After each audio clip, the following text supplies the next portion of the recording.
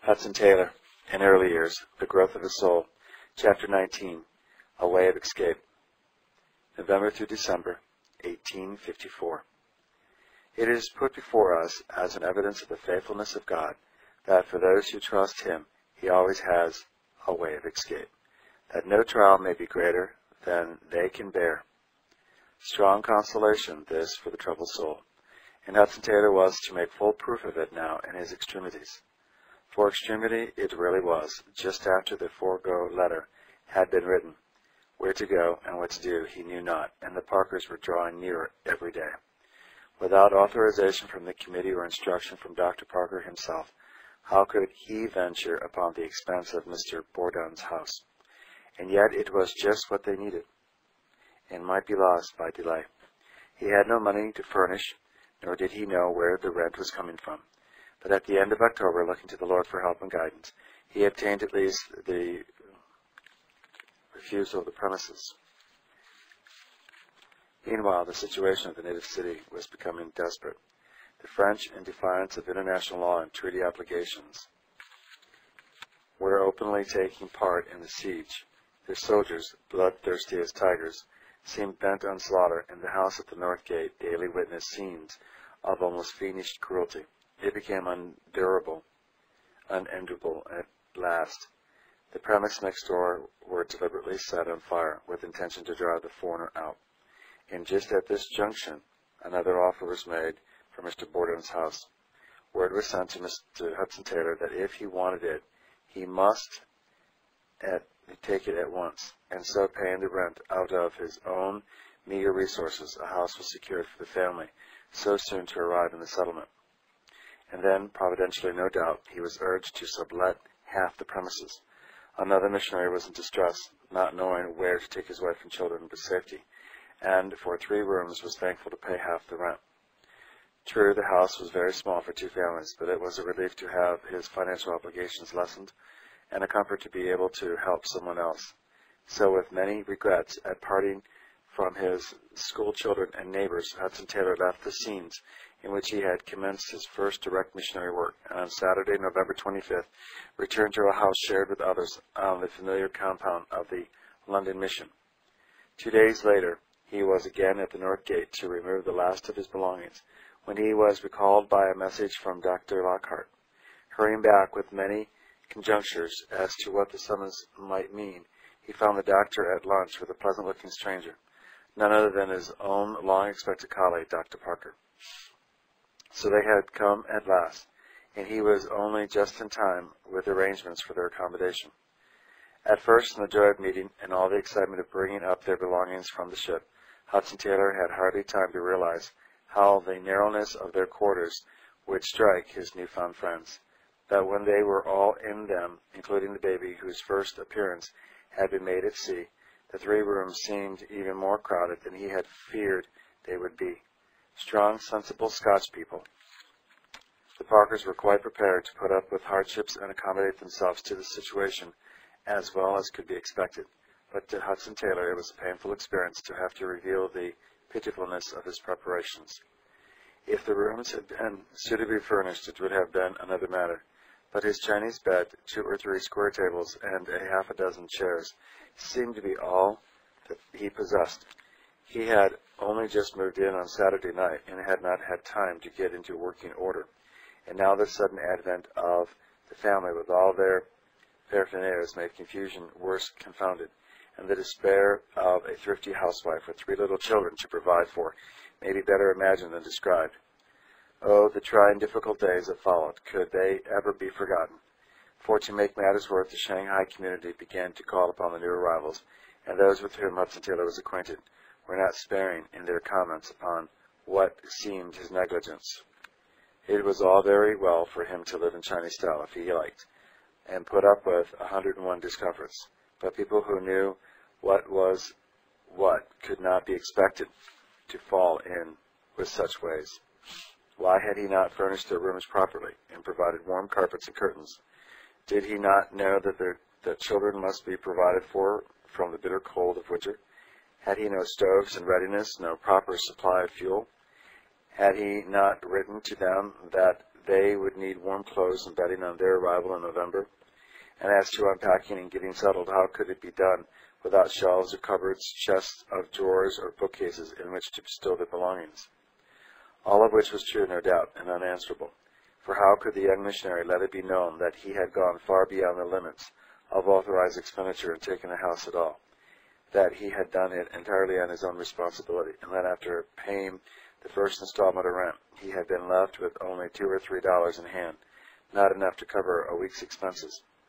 His hope was, of course, that Dr. Parker would be supplied with all that was necessary, and would be the bearer of instruction from the Society about mission headquarters in Shanghai or elsewhere, as well as some more satisfactory arrangement for financial transactions in the future. The very reverse, however, was the case. Dr. Parker had nothing with him but a few dollars for immediate use. He was expecting a letter of credit to be awaiting him in Shanghai, understood to have been sent off before he left England. As to supplies, they had abundance of clothing for the tropics, but had not been at all prepared for cold weather, so that the children were in immediate need of winter outfits.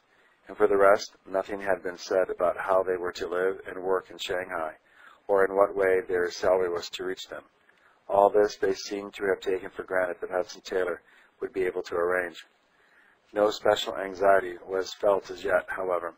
A large mail was waiting their arrival, and among the letters would doubtless be one containing the document on which so much depended. The secretaries had assured Dr. Parker while he was still in London that his letter of credit, if not already on its way to Shanghai, would be there long before his own arrival. But on going through his mail, no trace of it appeared.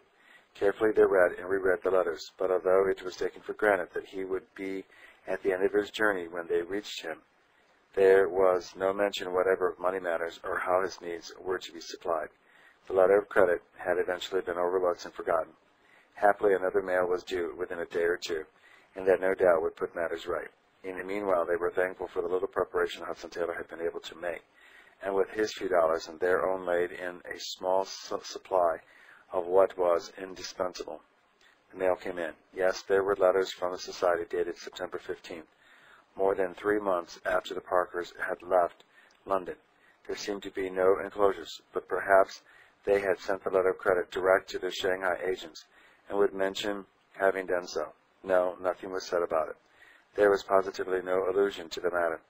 What could be the meaning of such an omission? To Dr. Parker it seemed inexplicable, but Hudson Taylor, with more experience of the working of things, was not altogether surprised, and found it less easy to be hoped for. Though he acceded to the only suggestion that could be made, that they should go at once to the agents and inquire.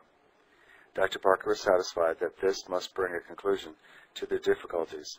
So, with a light heart, as far as he was concerned, they presented themselves into the office of Monsignor Gibb, Livingston and Company.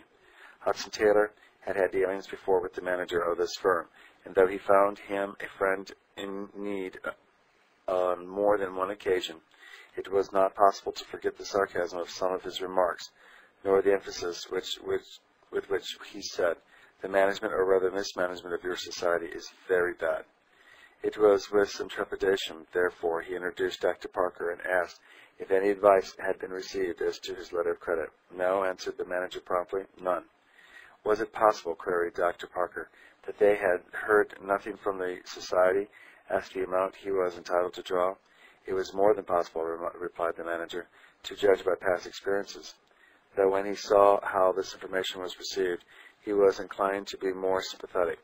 Painful as the position was in itself, it was rendered still more so by the necessity they were under of explaining matters to this comparative stranger. With his prompt, efficient, business-like ways, upon whom, for the time being, they were dependent. If he had not seen fit to advance them money upon such evidence of their genuineness as they could afford, they would have been reduced to sore straits indeed.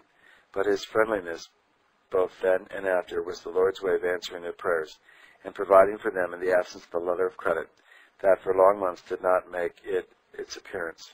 Dr. Parker said little about all this, but he must have felt it keenly, and probably all the more so as he came to realize the tempting possibilities opened to him as a medical man in China. How easily he could have supported his family in comfort had he been willing to turn aside from missionary work. But in spite of poverty and many privations, prolonged all through the winter, spring, and following summer. He and Mrs. Parker held on their way with quiet self-sacrifice that never wavered. From the first Sunday after landing, he went out regularly with Hudson Taylor to evangelize in the city or surrounding villages, and frequently made longer excursions, giving away tracts and attending to simple ailments, while others more familiar with the language did the talking. And at home in their crowded quarters, he devoted himself assiduously to study. How difficult it was in that small house shared by another family. No one who has not labored in China under similar circumstances can begin to imagine. Poor Mrs. Parker did her best to keep the children quiet, but there were 3 of her own, besides those of the American missionaries, and she often had to go downstairs to attend to household affairs or receive visitors, the lower apartment being necessarily devoted to the use of the drawing room and the dining room in one. There was nowhere for the doctor to study, a difficulty that could only be met by his sharing Hudson Taylor's room next to the nursery. What they did with their Chinese pundits, P-U-N-D-I-T-S, does not appear. But if both teachers had to work with their respective pupils in that one small chamber, separated only by a partition from a busy mother and 3 little children, one could well understand Hudson Taylor's difficulty in preserving an unruffled spirit. No one who has not experienced it, he wrote, can understand the effect of such incessant strain on mind and body. To make one so nervous and irritable that we sorely need your prayers as well as our own to enable us at all times to manifest a proper spirit. How gracious of God thus to keep us from being deluded into supposing that we are free from the evils that belong to fallen nature, and to make us long the more earnestly for the time when we shall see our blessed Master and be perfected in his likeness. Thank the Lord, there does remain a rest for us. I am so apt to grow weary and selfishly wish I were there, instead of desiring only to do his will and wait his time, to follow the footsteps of Jesus and finish all that he will give me to do. Indeed, the work of grace seems only just begun in my heart. I have been an unfruitful branch and need no small amount of pruning. May these present trials result only in blessing, preparing me for more extensive usefulness here and a crown of rejoicing thereafter. The continued strain to which I have been subjected of late, he wrote in another letter, footnote, to his intimate friend, Mr. B. Broomhall, dated November 19, 1854, end of the footnote, has caused a degree of nervous irritability never before experienced, requiring the greatest watchfulness to prevent the manifestation of an unsuitable spirit before those by whom I am surrounded. While what a solemn thing it is to be a witness for God, sent into the midst of heathen darkness, to show forth in our lives all that by our words we teach. Pray for me that I may have more grace, humility, and reliance on the power of God, that I may prove henceforth more efficient by his blessing in his holy service. Somewhat different in tone, though not less humble in spirit, was the first letter addressed to Mr. Parsi about the arrival of Dr. Parker and his family. In addition to their own difficulties about which he had to write, Hudson Taylor was suffering from imprudent statements in the Gleamer calculated to give serious offense to the LMS missionaries in Shanghai, men who, as he put it, however much you may differ from them in judgment, are more thoughtful for the shelter and support of your missionaries than the society that sends them out, if not more wishful. I trust you will not deem it unkind or disrespectful of me, he continues to write thus, for though I feel these things and feel them keenly, were it not for the sake of others and the good of the society, I would pass over them in silence. To do this, however, would be unfaithfulness on my part, for not only is it morally wrong and thoughtless in the extreme to act as the society has acted towards Dr. Parker, but you must surely see that men who are quadrupled their salary by professional practice, or double it by taking a clerk's berth, will not be likely, if they find themselves totally unprovided for, to continue in the service of the society. I do not make these remarks with respect to Dr. Parker, who seems thoroughly devoted to the work, and by his spirit has encouraged me not a little, but they are true nonetheless, and I may add that a vacant post at £200 a year, the whole duties of which would not occupy 2 hours in the evening, did look inviting to me at a time when I had been obliged to incur a responsibility of £120 for rent, and a resolution upon my last letter to the committee informed me that missionaries drawn more than was authorized would not have their bills honored by the Society. Dr. Parker arrived on Monday, a week ago today, calling forth true gratitude to God for deliverance from the many dangers that had beset their path. Of course, he found our half of the house nearly empty, as my few things did not go far in furnishing. The missionaries, when they discovered this lack of preparation, blamed me very much. Could I tell them that having paid nearly £20 for rent, I had only $3 left, a sum not sufficient to purchase provisions for a week at the present high rate of prices? Fortunately, Dr. Parker had a few dollars, for which, however, we had to give 20 or 30% discount to get them into cash. He was not a little surprised to find that Mr. Bird's communication contained no letter of credit nor allusion to one. And when I learned that he had none with him, I was no less astonished that my last letter from the Society did not bring it. As you expressed the expectation that by the time of its arrival he would be here, the following day we were cheered by receiving another letter from you dated September 15th. But the expectation that it contained the all-important document was soon turned to dismay when it proved that hope deferred was all there was to live on. Now you cannot but see, I am sure, what evidence this is of gross negligence. We do, at any rate, and while we both cherish the warmest and most affectionate regard for many members of the committee personally, and especially for its secretaries, we cannot but feel that the Society has acted disgracefully. We went to Monsignor Gibbs, Livingston and Company, for Dr. Parker felt sure that you had communicated with them, as Mr. Bird promised to do, if it were not already done, when he asked for the letter of credit. But they had heard nothing of it, and he could get no money. I asked if any alteration had taken place in my line of credit since the Society augmented my quarterly allowance, but was informed that they had heard nothing of it. To relieve us of our painful embarrassment, Mr. offered on his own responsibility to cash a bill for my extra £20, if I would write requesting him to do so, enclosing a copy of that part of your letter which authorized it, and get the exact signed by 2 merchants. This I have done. He also promised, on our producing evidence of the Society's letters or magazines, to cash a bill for Dr. Parker, endorsed by me, if I would assure him that it was right to do so. And when we went with the necessary papers, we found them so busy that they could not attend to us until Tuesday, tomorrow. The weather is now extremely cold, and not having been led to expect it that Parker's needed an immediate supply of warm clothing.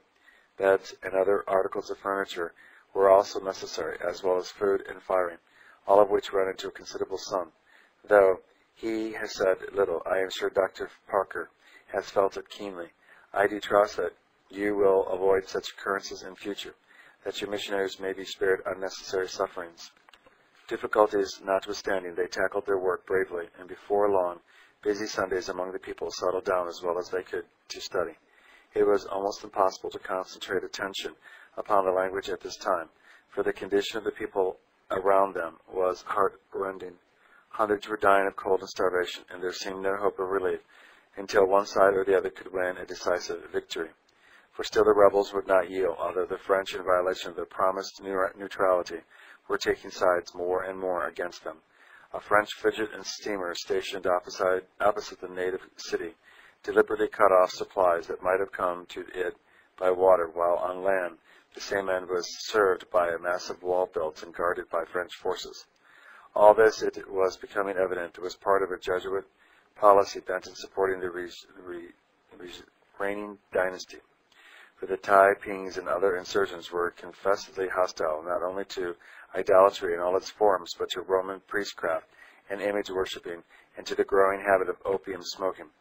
If success crowned their long and desperate struggle, Romanism as well as opium and idolatry were bound to fall before them, and this was known at the Vatican as well as at the court of St. James.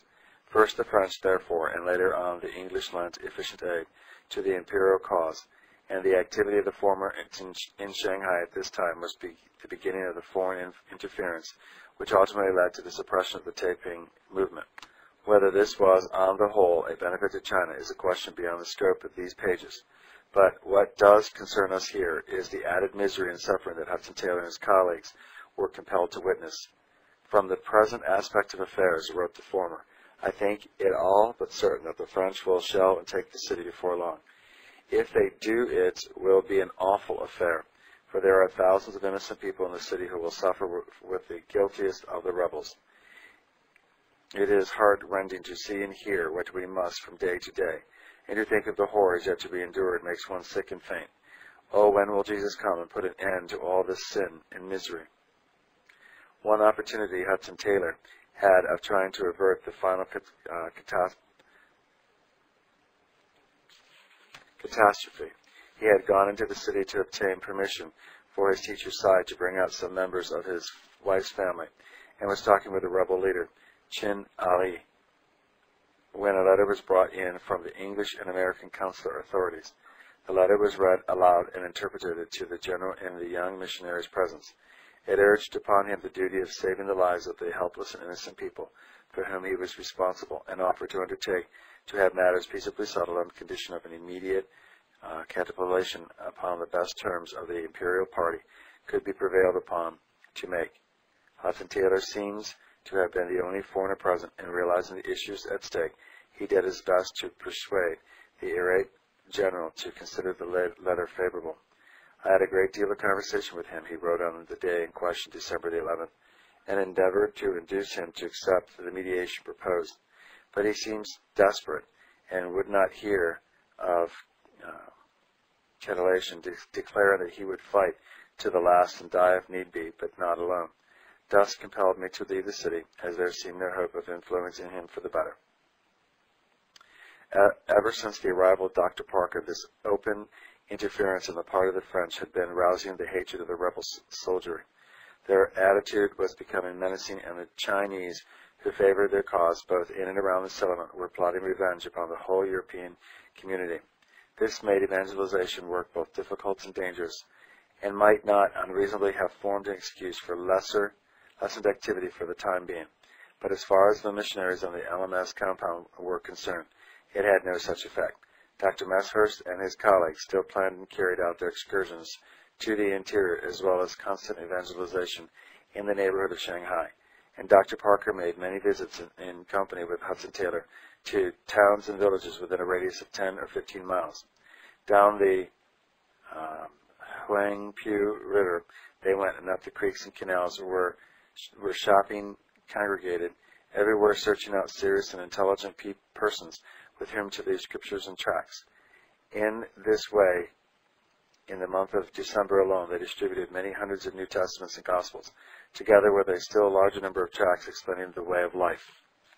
Footnote: during October, November, and the first part of December, Hudson Taylor distributed, with his help from Dr. Parker, more than 1,800 New Testaments and Scripture portions, and 2,200 Christian books and tracts. End of the footnote. These have been given with all possible care, wrote Hudson Taylor to the committee, and in most cases to men whom we knew were able to read.